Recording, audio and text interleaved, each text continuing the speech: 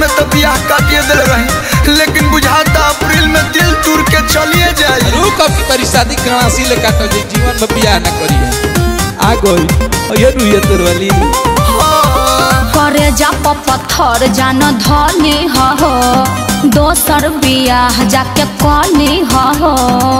पापा ने मजबूरी का फायदा उठाया। नेता देखाल बंद कर। करे जा पत्थर जान धनी हो, दोसर बियाह जाके कनी हो। होई हो परेशान जानी बीतल बतिया सोच के। चल हो जा रही हो तो जाओ और ले जाओ अपना लॉकेट नोच के। भूत धोले लसका ससुरी से सॉरी बोलबू हो या चरा से लोरावा पोछ के। ससुरी से सॉरी बोलबू हो या चरा से लोरावा पोछ के। ऐसे मत बोलो। बोलत नहीं कि दर्द में बोला जाता।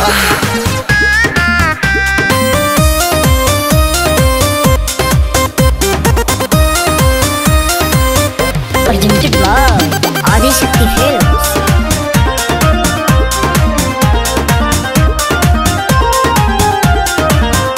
बड़ी मोहल्ला गोताटे हवा तू तो प्यार हो, लेकिन पापा कहता रे पायलट हो भतार हो।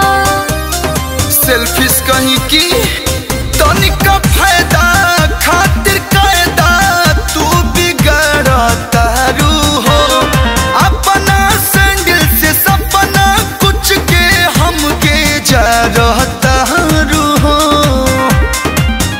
मोमा जैसा दिलवा ताहार जाता नी खरोच के।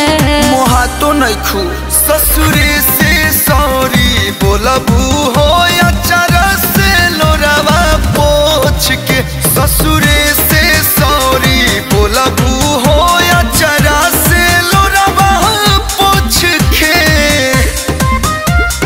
बड़ी मिस करोगी।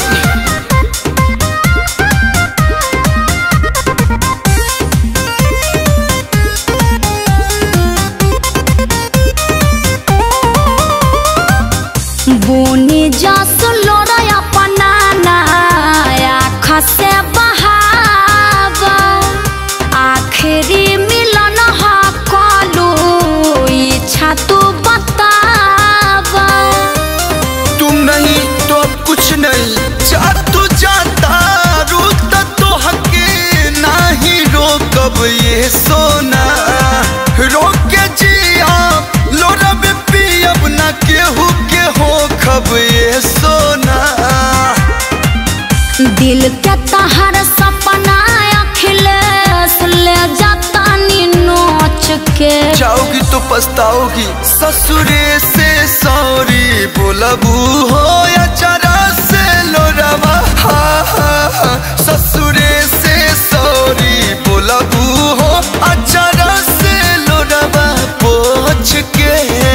अरे ना हो अभी हम तहरे से प्यार करीला। छोड़ के जाता रू लइकवा हो ओकर नाम रखिया आरू।